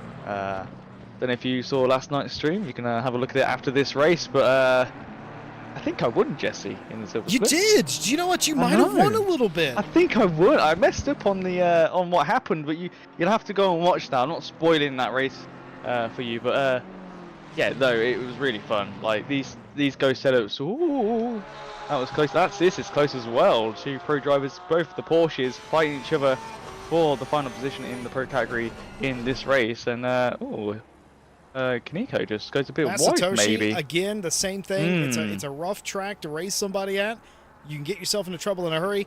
Masatoshi uninterested in dealing with the pro driver, Raphael Huell. Yeah, well, yeah. Go Setups, like I will always say, I've tried other setups, and Go Setups have been the ones, and it's not because they're our partner. I don't care that they're our partner. I do. But right now, they are really good setups. I don't know how they do it, because I've not been able to make my own setup as good as theirs, and they just feel comfy. They've got the safe setups that you can use. You've got the more esporty ones, and I use them ones, and they're still pretty good. I may up the TC a little bit. I might, mess around with the electronics just to make it a bit more comfortable for me. But they are quick, and it just showed yesterday that I had a good race. Daily at this moment, trying not to commentate or curse this, is having a decent race. I think other people are using them as well in this lobby, and yeah, I think it's just like the place to go for ACC setups. They are quite lovely. I use them quite frequently as well. In our 24-hour one-off that RCI did back at the end of summer, the wheelie slow team that I was driving with, we were using some combination of Go setups as well, and we were going back and forth, and I felt really comfortable in that setup almost immediately. And it was in the new Lamborghini. That's why we were using it, because very few organizations had setups appropriate for that sort of scenario. Go Setups had us covered, though, so we certainly appreciate that. At some point, it stopped becoming our partner read, and it became more about like us just actually talking about using it. We really do use them well. We walk the walk, we talk the talk around here in that regard. Hey, you want to know something interesting? This camera has just reminded me that Fanatec has, I think, the $400 USD bundle, don't they? For the CSL, you get the rim, the 5 Nm direct drive base, and of course some CSL pedals for about 400 USD before taxes. That is an incredible deal from the leading company in direct drive sim racing hardware over at Fanatec. Go check it out yourself. Build your own bundle too over there at fanatec.com. But use our link whenever you go. Let them know that we sent you. Thank you very much. Yeah, and if you already have Fanatec DD, they've just released. Well, I say released. It's on pre-order now. Their new Club Sport DD with their new quick release version 2, I think it is. That's on there. So a new one come out, and it's different internals. I've looked at the cutaway image from both of them, and oh, hello, getting a little bit closer. Flamger to the rear end daily, but yeah, it's looking like a nice bit of kit, and it is a little bit more pricey. So if you cannot get that one, obviously go for the cheaper bundle that you get, like Jesse just said, rim, base, and pedals. And I've got to say, I've got Fanatec pedals. I've got the CSL Elite V1s, which they got, I think, like V2s and V3s now or something like that. And they are really good pedals. I use Lotel, and it felt weird at first, but I got used to it, and weirdly it's helped my braking a ton. And yeah, I can vouch for CSL. So they got the Elite pedals V2, so I got the V1s. But yeah, they're very comfy, very nice to use, and yeah, do recommend their products. Yes, indeed. Speaking of pedal sets, Jordan Daly using I think it's a non-Fanatec ecosystem pedal set, and he's had spring trouble this week. He has spent this entire week getting used to a new spring in his pedals, and it has been an adventure. It was an adventure last night as well, but he was getting a little bit more confident. I was talking to Daly about that, and it was quite humorous. He was eating his meal the other night, pumping his brake, trying to loosen up that spring, because it's a brand new spring, and he was trying to loosen it up. So he's sitting there eating dinner and pumping the brake pedal spring so that he can get the feel back in it, and he's done that all week, folks, because every other championship Daly does. What does he tell us, Ted? Night Owl's the only one that matters to him. He wants to win a second title. He says the Friday's a little bit of a warm-up.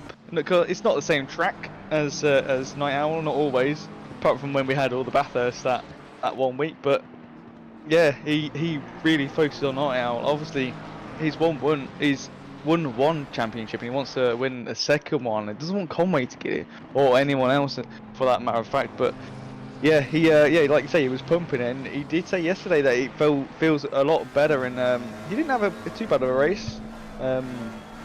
But yeah, he's getting used to that new brake pedal, and changing brake pedals or brake kits, if you like, is a weird one. Obviously, I had the Logitech ones with the G920, the Xbox Virgin wheel of that was Lee Kettle span around just before. That's a weird place. Exit curve just before the pit entry, I think. On that right-hander. Let's have a look. He almost gets the apex. He comes out. Oh, it's this one here. Yeah, sorry, wrong corner. Oh, the curve! Sausage. Wait, no, he's fine. Oh, yes. Too much throttle. Should have let it glide back onto the track with no throttle, but that's very unfortunate from Lee there, and he's just stuck up against the wall. I thought it was the curb that sent him there, and then he just drove out of it, and it was indeed the transition. What I was going to say was that's so odd, because it's usually the transition from the dirt back to the racetrack that is the issue, but that actually was the issue for the best first name in sim racing, Lee Kettle. I wonder how many people hear me make that joke every broadcast and don't understand why I make that joke. Do you know what I mean? Yeah, there's. But I think there'll be a few people, but I don't think people care, to be honest. But beyond that, I just wonder how many people hear me say, like, why does he say that every time? That's a weird tagline to have. It's not a tagline. It's my life. It's the best first name in sim racing. Matthew Kingston Lee's got the best last name in sim racing, and I can relate to that personally. I don't have anything like that. Well, you're the best. You're the best currently right now. You're the best driver in GT Sprint Silver. How you like that? Yeah. Well, yeah. Getting all them points got me up a little bit, and you'll see that next Friday. I'm not doing any spoilers there, but yeah, these three still fighting. We got top three almost fighting. I think Lavalle's catching 2.6 behind. He did make a mistake earlier on. He did a 126. Oh, here we go. It goes Grim with the slingshot send into T2. He should get this done, going on the inside. Oh, going into the next corner. Phil lets him through. Doesn't want to fight with basically a teammate. Emo plate getting a little bit squirrely out the final corner. There's Harry Conway, 1.2 seconds behind. He's going to catch this next Ferrari, and then what does he do when he gets there? By the way, I don't want to speak for Emo Plate, so I won't. But Roberts and Lilith let him through last time. How and why would you do that now, though, with 20 minutes to go? Can you do that with 20 minutes to go? Just looking at the Lilith to Lavallee is 12 seconds, 13.4 seconds now. This fighting is slowing them down a little bit. Phil getting a little bit bumpy there, cutting it a little bit too much on the entry, but yeah, I don't know. I think they just got to fight with each other for position, even though you are friends and you don't want to end up hitting doors and stuff. When did that happen? Yeah, into T2, Jesse. We watched it out of T3. I'm looking at the wrong thing on my screen. I do apologize, everybody at home. I know it sounds like I'm going crazy. I'm not. I was looking at something else, and I queued up the replay for Grim. So typically, when Stewie does that, or you don't hear the explanation of why there was a replay of nothing. But I was looking at something different. I remember that happening, now that you've mentioned it, but that was not even the replay I was looking for to begin with. Moving swiftly on, Timothy Flamger right at the back of Jordan Daly. You got to give Daly credit. He's done an excellent defensive job. You got to give Flamger credit. He has stuck with Jordan this entire race, and Timothy has not put a tire wrong.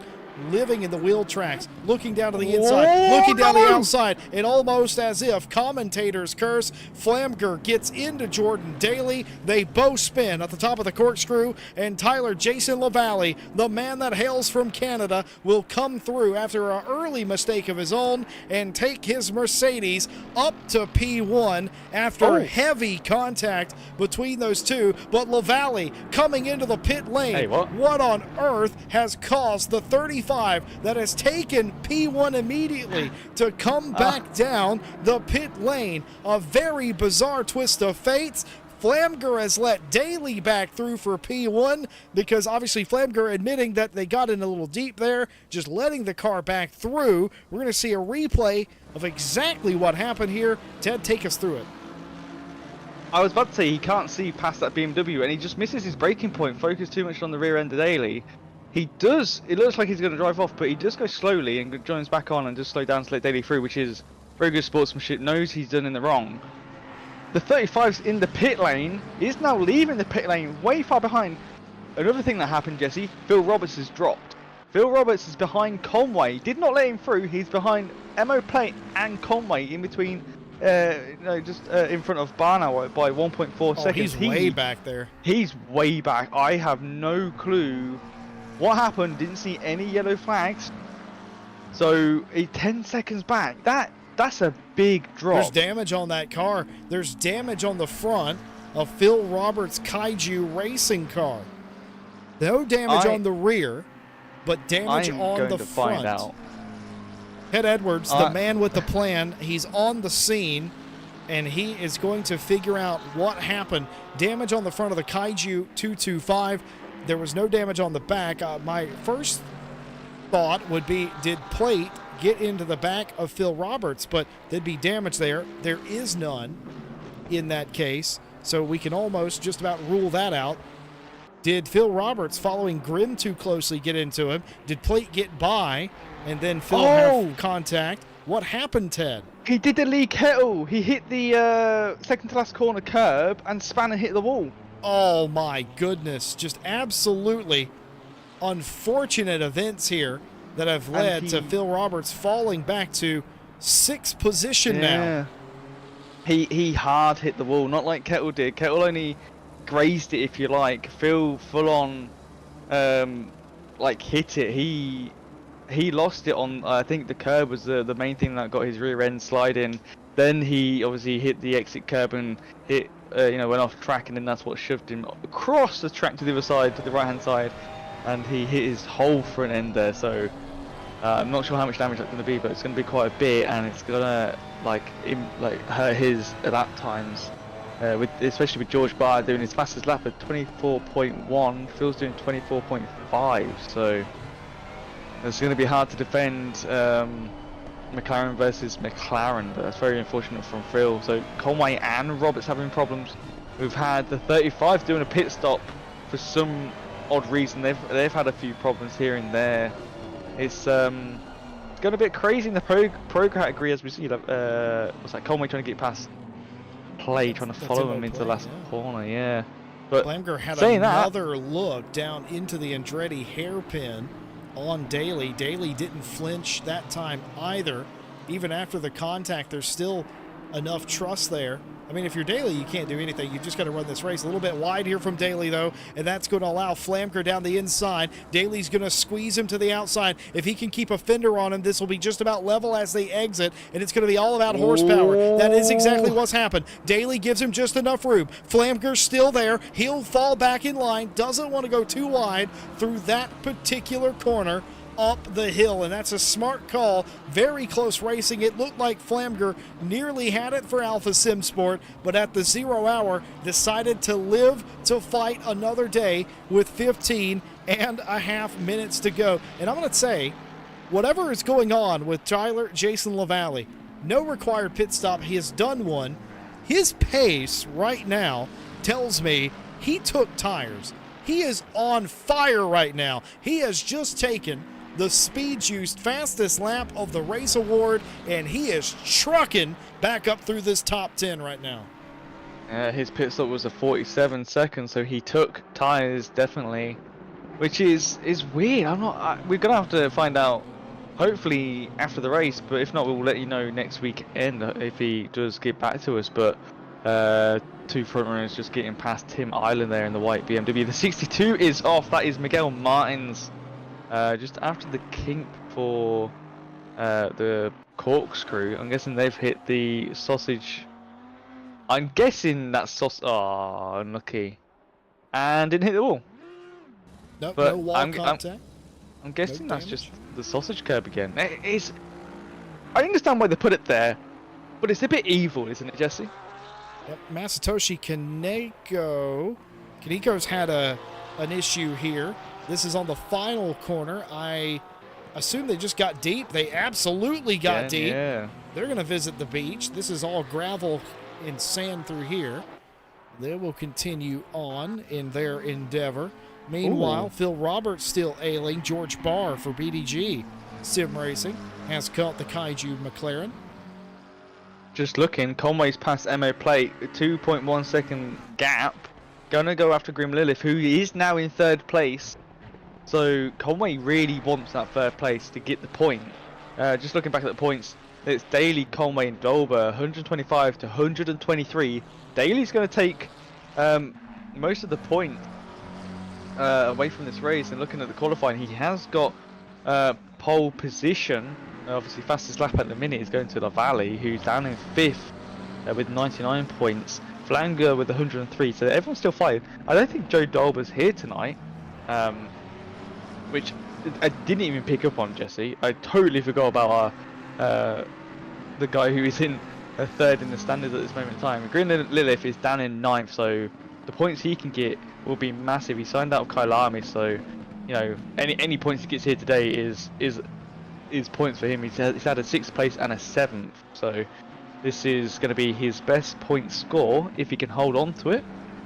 Just have to wait and see. 12 minutes and 40 seconds left of the race to go. And go on. I was going to say there's a driver too, Ted, I think in the silver standings as well, that is in the top 5 that also isn't here tonight, didn't show up to the race using their drop round. Obviously that is what it's for. It's drop round in RCI is designed to try and protect drivers from being eliminated from championship competition just because they miss one race. You know, life does happen, of course, over the course of a several-month championship. That's what it's designed to do, and it's working to great effect. We expect to see probably Dauber and some of the silvers back next week. We've had 20 cars that started this race. We've had 2 full-on retirements. There's been thrills, spills, and chills, as is the season all race long. Timothy Flamger driving off the racetrack momentarily, able to get it back on the track without any further incident. There's so many battles. There's so much going on the racetrack right now, including this fight between Redford, Pimlott, and Tyler Jason Lavalley. Redford obliges, goes incredibly wide. Now, that is a man driving like he's defending a championship. Mike Redford just going as wide as you possibly could do to get out of the way of Pimlott and Lavalley. Didn't want anything to do with it. Has a very nice gap back to Inigo Lopez, and even more so to Vex Moondog. Doesn't want to compromise his race. He telegraphed that move right there, and, well, say no more, says Pimlott and Lavalley. Nothing of value lost there for Redford. Smart move, in my opinion. Yeah, he's sitting 3rd in the championship with 108 points. Inigo Lopez with 123 in 2nd. The first place is not here. Roman Faller's 137. That's so the driver, yeah. He's got a little bit of point gap, but it's not going to be a lot with these 2 drivers who are fighting for him for the win in Silver Champ this season. He's going to lose a lot of points, and he could, if he's lucky, win at Hungara, but it's going to be very close with the points as Lavalley's trying to look for a spot on Pimlott. Can he do it here on the exit in the V8? Can he make it? No, the McLaren's got the good exit concerned, speed. Ted. Redford said in chat, I assume down one of the straights, and I don't know which one because there's no straight here that is actually straight, as Lavalley trying to go the very long way, and he's going to think better of that. He cuts it back down, but isn't afforded room there. Pimlott unable to figure out exactly what Lavalley's doing. The newer tires very clearly prevailing here, but Lavalley unable to get by Pimlott because Pimlott's occupying the inside track. But no, Mike Redford said, "You missed my fun," and I assume Redford means to say he slid the tires at some point. I can't imagine what else he would be talking about. Minnie Simeon said something interesting earlier. He asked what the protocol is for using turn signals in a race. Do you indicate where you want them to go, or do you indicate where you're going? I would say road rules rank supreme, even on a racetrack. You indicate where you are going. Ted? Yes, I agree with that 100%. We've seen some people Well, that sounded positively charged from Ted Edwards right there. I'm not naming anyone. We've had it before where people have indicated where they want the other driver to go, and it's got a little bit confusing, and they've not been to the side of the track where they wanted to be, and obviously the car that's overtaken them goes to the other side because they think they're going to go to the indicating side, and there's been a takeout, and it has ruled in favour of the overtaken driver because obviously it's I'd say it's common sense, but some people don't know it. Where you indicate is where you are going, But yeah, they went in favour of the overtaken driver because obviously they thought that's where they wanted to go. So it's yeah, indicate where you are going is what I say, and I think at least 90 or 95% of people will say the same, and it's just one of those things. You see someone indicating, you go, okay, that's fine. And Oh, you just trust scary it. moment here! And he just about got it done! LaValle somehow around the outside gets it done on Pimlott. Pimlott just about gave him enough room. The same could be said for LaValle. They both, that's not a win or a loss, that's a survive. Both of those drivers survived that turn, but only just. Well done to Pimlott and LaValle. Yeah. That looked close, but well held. I think Redford got a little bit, he got a little bit scared because there might have been a crash in front of him and he might have to slow down and you know, Lopez can get closer, or he got a little bit giddy thinking, oh, I can get more places on the pro drivers here, but it's that was very close and very well played from Pimlott especially.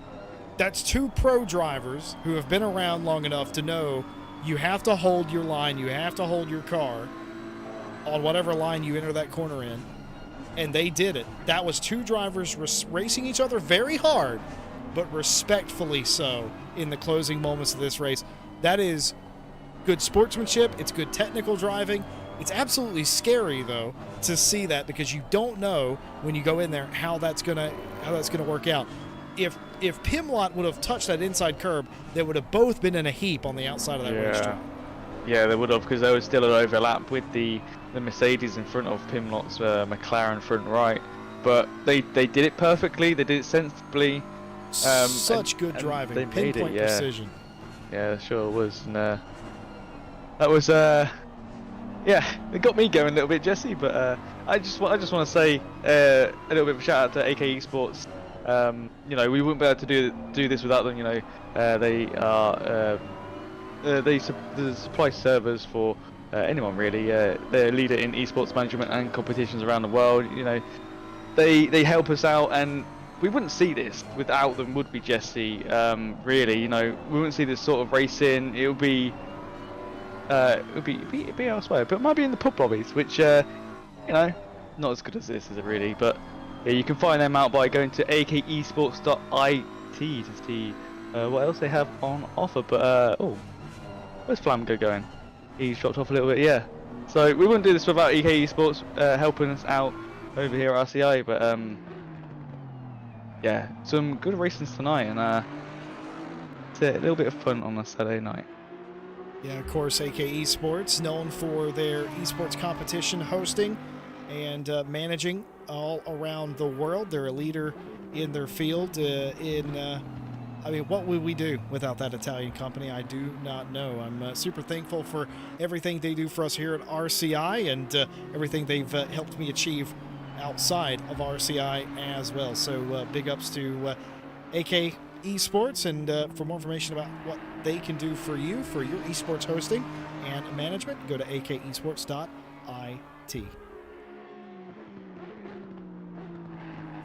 Just looking here at Miguel Martins fighting Hill Mustak. Oh, here we go again. Round 2 with the silver category though this time round, and the Audi Sahil said nope. The Aston Martin. Yeah, I don't blame him. It's a hard corner. I've not. He's coming back on him. Look at this crossover. He's there. He's there. Oh, and he lets him go.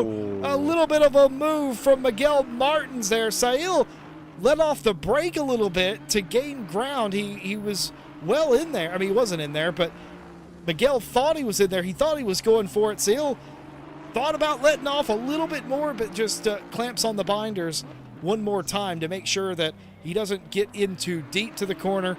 Such a hard angle to take, but I thought Sahil was just letting him go, but no, what he was doing was he realized that Martin's entry was compromised right there. And what he was doing is he was setting him up the hill. That was well done by both of those two to get through that cleanly. Masatoshi Kaneko and Vex Moondog racing each other quite hard here.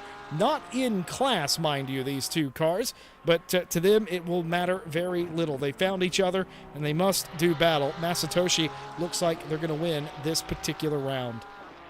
Yeah, well, Vex doesn't want to fight the pro driver. They're sitting in third place in silver at the minute, and Mines and Mustak, you know, Mustak doesn't want to give away 5th place. Still wants to fight for the 4th place. You know, can't forget about these silver drivers now. You know, they may seem like they're gonna might get lapped by. Oh, by the way, speaking runners. of silver drivers, and Indigo Lopez, half a second behind Redford. There's a fight for first in both classes with 3 minutes left on the clock. That's about 2-3 laps maybe. Maybe 2 laps because the drivers are halfway around the track coming into the corkscrew. But yeah, the Martins and Mustak don't want to do anything silly and end up like, you know, taking each other out, and one of them's going to lose a place, probably get penalties depending on whoever reports. So it's you know, you don't want to mess up with this. You know, you've almost gone a whole hour. You don't want to mess up now. So you know, Mustak just making a sensible play and sort of just let them have it and try and get them back. You know, it's only 2.5 minutes left of the race. Doesn't seem long, but when you're driving it is pretty long, and you've got many of places to make a move. Like Flamga really wants to get past Daly now. Sat behind him for the whole race. Yeah, just doing an amazing job. Grim Lilith dropping back off of Flamga. Conway not really catching Lilith. Gaining 0.2 a lap is not enough to catch him by the end of the race. MO plate is dropped way off Conway, so I think he's struggling with tyres. I would guess that's probably why Conway got past so easily. George Barr 10 seconds off MO, Phil Roberts 2 seconds off there, and then it's to the Valley with fastest lap 3 seconds off the pace. Even with the fresher tyres, Dylan a second faster than the cars in front of them, but that pit stops ruined their race. I'm not sure if they needed fuel as well, and that's why they took tyres. It's definitely one we've got to ask them afterwards, but a minute and a half left of the race. There will be one more lap to go. It's one more opportunity for Flamga to try and get past this M4 Jordan Daly. Jordan Daly, he's dipped a tire off 1 or 2 times. Flamger's had a look, unable to do anything with it thus far. The big incident at the top of the corkscrew where Flamger got into the back of Daly, spanned Daly completely around. Flamger allowed him to come back through, and this is the way they've been ever since that moment. Just excellent sportsmanship by Flamger there. You would imagine with the damage done to Daly's tires, Flamger would have just had the run of him, but that hasn't actually occurred. Daly has been just as good defensively as he was in the first half of the race. Flamger has taken a couple of looks and has not been able to do it in a manner that he has deemed safe enough to try the overtake. The question now becomes, on the last lap of the race, if Flamger can get anywhere near the Triple R driver in the 197, does he do it or not? I don't know if he will at this point in the race. I think he's a little bit too far back now. I don't think he'll catch up to him. Jordan Daly, what can you say? A driver that had confidence coming into today's race, didn't show a whole lot in the wet practice we had, but turned out in qualifying and has led just about every lap, if not every lap, in this race. Flamger now close enough to maybe get a run. A dip tire off into the dirt for Daly. Anything happening in the final turn? A huge look from Flamger, but it will not matter. Jordan Daly's going to win it for Triple R, and could this be the birth of a second Night Out championship for Jordan Daly? Yeah, very nice win from Jordan Daly. Flamga taking second. Grim Lilith and Harry Conway are still close together as they come up to the line. Conway takes third. Oh, was that? Oh, yeah, we got to look at the replay here because Conway was behind Lilith. Lilith could have defended this and taken third place. I'm thinking, because they're in 9th place in the championship, they gave that to Conway for points. Well, there's certainly no mistake from Grim Lilith there. Indeed. And that's exactly what has happened. So does that make Grim Daly's public enemy number 1? Or was that expected to begin with? Harry Conway, who had an absolute bear of a race, gets credit for third place for Triple R. It's a double podium, another double podium for Triple R. Something that started with double podiums with Conway and Billy Octane back in day now has Daly and Conway on the double podium here again today. Grim comes home in fourth. Fifth place for Mo Plate, who I think got away with a lot here today. But let's not forget, it was close in the silver class. Mike Redford does win silver here. It's another win for Mike. Inigo Lopez second. Vex Moondog third in that class for the Bullshark E Racing team in those lovely, lovely coordinated liveries. Let's take a look at the final standings. Ted, tell me what stands out with the finals today. That was a crazy finish, especially with Lilith letting Conway through after the last corner to take extra points to try and close the gap on Daly. So Daly, Flamgo, Conway for your top three in the pro, and then Redford, Lopez, and Moondog taking top three in the silver class. And it was a close race today between all the drivers, and luckily for LaValle, not sure why they took ties. I have put a message out to them, but no, he's in our chat right now. Oh, Tyler Jason LaValle confirmed. Yep, terrible fuel calculations. Oh, well, I would have suspected, because you wouldn't want to take tires in a race like this with no pit requirement. But yeah, wrong fuel calcs. That is a big mistake. But you still got the points for the fastest lap, so you haven't lost too much. But yeah, what a crazy race that was, and everyone was still fighting near enough towards the end. No one was really out on their own, but yeah, that was one crazy race. And oh look, the track is fast, Jesse. Yeah, we finally got there, didn't we? Right at the end of that race. Well, what a race it was. We're going to try and get some interviews in here for all of you this evening, and of course, in the meantime, Ted, what a race it was. It come down to it, didn't it, for both classes? A fight near the end. Daly hangs on, so does Mike Redford, both of which no stranger to winning in their respective classes. Conway's great adventure today, having to claw back all that space twice. He's not an anime fan, but he's going to be feeling some deja vu. He's been in this place before for a little bit of a while, and if he does come back to win this championship in the finale next week, he will have to thank a lot of people for helping him out on the racetrack, and he's also going to have to thank getting on a podium here saved his entire run. Yeah, that was just a crazy finish. We've not really seen anything like that, I don't think, ever. Or we've probably seen it once a night out before, but it's definitely a rare occurrence to see. But just want to give our last shout out to our last partner. DigitalMotorsport.com has all the top brands and is your one-stop shop for everything sim racing. Whether you're in need of a new sim rig or a whole sim rim or a whole new rig, from beginner to expert, Digital Motorsport has something for everyone. You can visit the link in the description below, and you can try out their sim rig builder, which is a heap of fun, and you can see what you are going to get before you order it. So you can sort out dimensions and see what fits and what it looks like and what your style will be. You can find them in the description below, digitalmotorsport.com. And what was your best bit about today's race, Jesse? I think right there at the end, stealing the show, was the side-by-side that we saw that in that tight left-hander. I think that, to me, kind of stole the show. I mean, Daly's defense was absolutely excellent. The sportsmanship from Flamger, I think, was brilliant as well. Watching Conway have to make up all that time. Keep in mind, you can let a car by all you want, but they first have to get there, right? And Conway did twice in that race. Yeah, it was...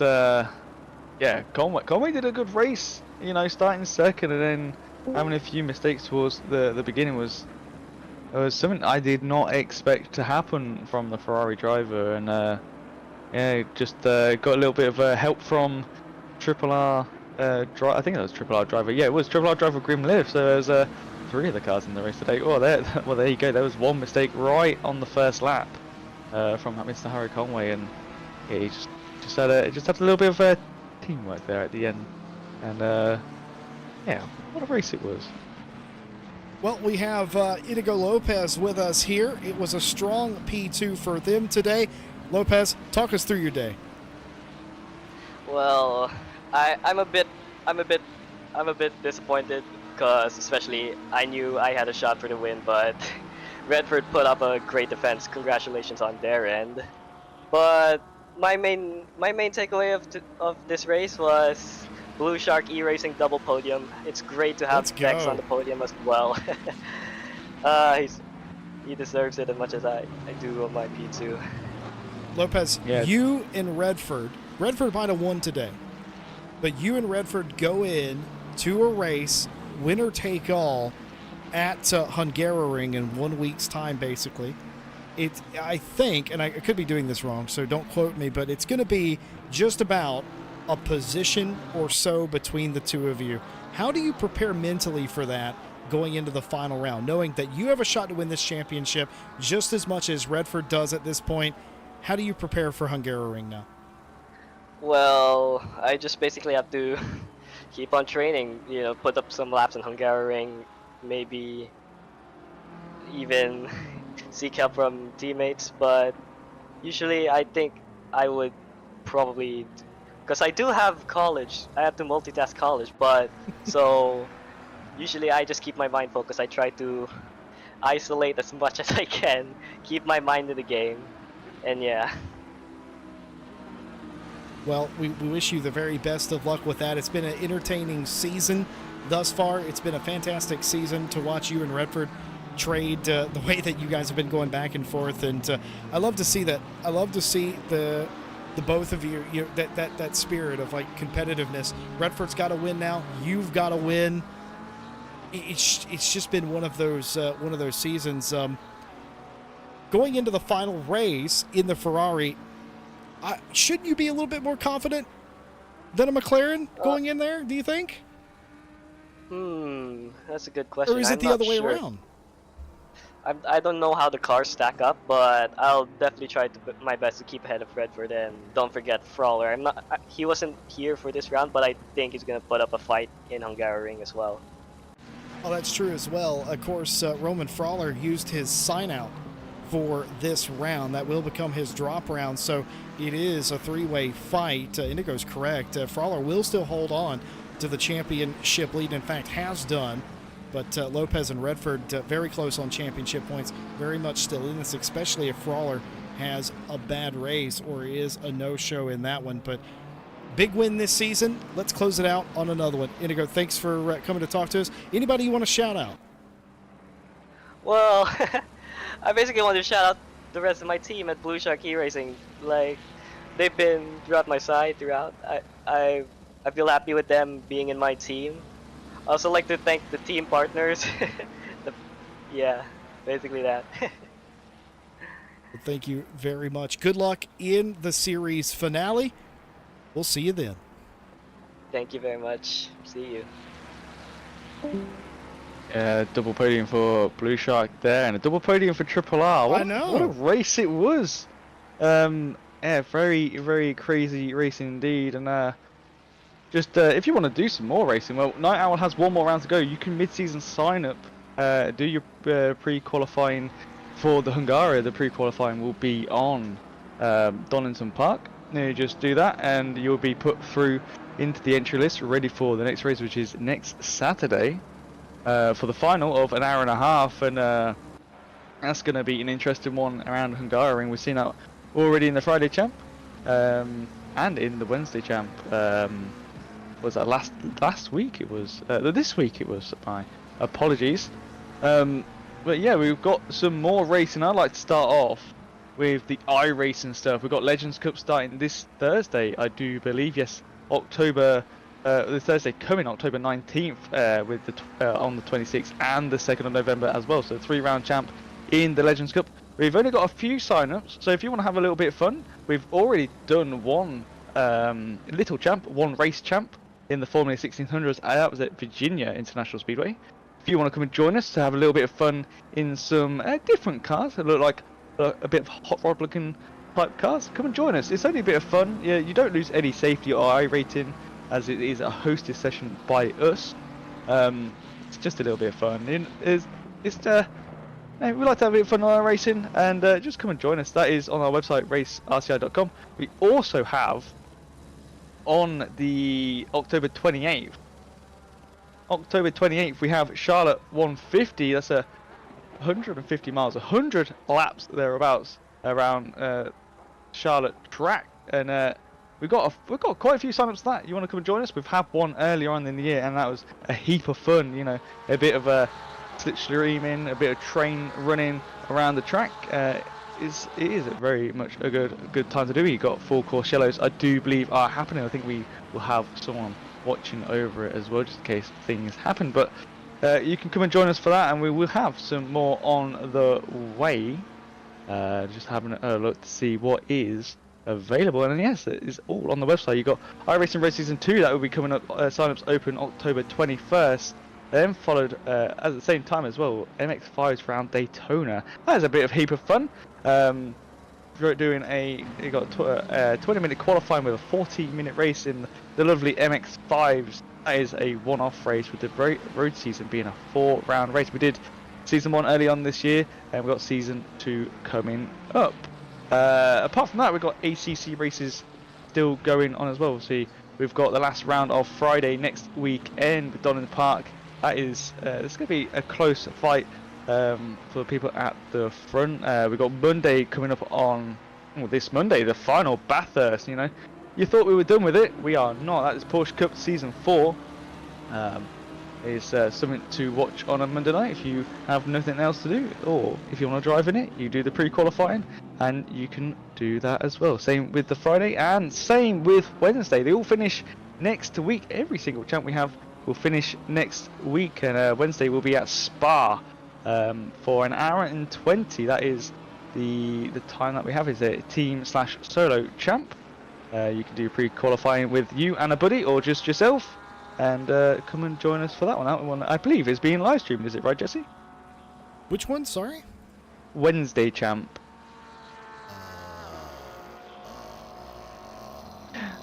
We will let you know on Monday about that one. No, it isn't. Well, no, it's not. Wednesday champ is not live, Stuart. It's being broadcast live this live week. Streamed is what I said. Oh yeah, sorry Ted. My brain turns off after 7 p.m. local time. Yes, indeed. What happened was the championship got so interesting that we could not deny it any longer. We had to broadcast the final 2 races. Last week's Wednesday champ race was quite spicy indeed. The finale up this week should be Austin, Tim, and Cormac on the call and race for you this coming week. But you have that to look forward to. 4 championship races coming up this coming week. And of course, we still got World Tour 2023. We still got 2 races, Suzuka and Watkins Glen. The Suzuka race will be on November 11th and Watkins December 9th. And you can still do your pre-qualifying. You can get a few buddies and do a bit of racing. And you can join us for the last 2 rounds. The Suzuka is the big one, the big 24, Jesse. We do like a 24 race here at RCI, and they are a heap of fun. Come and join us. If you've never done a 24 before, just get a few buddies. You can do 2 to 6 drivers, and just have a little bit of fun. You don't need to be quick. You don't need to win. You just have a fun. It's doing your first 24 is an experience. I can tell you that one for sure. And then obviously the final is at Watkins Glen, and that is a 6-hour race, 2 to 4 drivers for that one. But you find all the information on our website, racerci.com, and you can get over to our Discord, which is on the website. You can find that out there, and I think it might be in the description below as well. And just come along and just have a look. There's always championships being ran. We'll always keep you updated. We might even ask you what you want to see in any of the championships. The event manager might turn around and go, what would you like to see, and put a vote up. So keep an eye out for that one. Action-packed time here at RCI. We're ramping up. When a lot of real series start to end their seasons, well, we ramp up here in sim racing. An action-packed fall for you here at RCI and RCI TV. RaceRCI.com, your destination. Join the Discord, get involved. We'd love to have you with us for certain. Any final thoughts, Jesse, on tonight's race?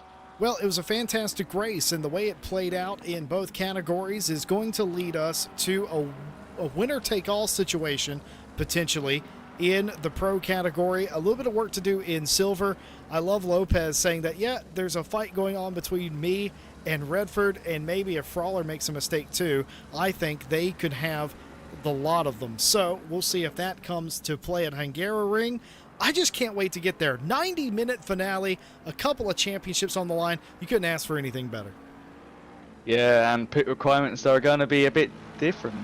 Final. It's definitely one you do not want to miss, but well, you've still got a week away, and yeah, it's definitely going to be something you don't want to miss. And don't forget about our weekday champs as well. But I think that is all we have for you tonight, and yeah, so we will definitely see you next weekend. We are not going to miss that one for anything. We'll make sure we get you the pictures nice and clear for you next weekend. But until then, I have been Ted Edwards, he has been Jesse Lee, and we'll see you next week.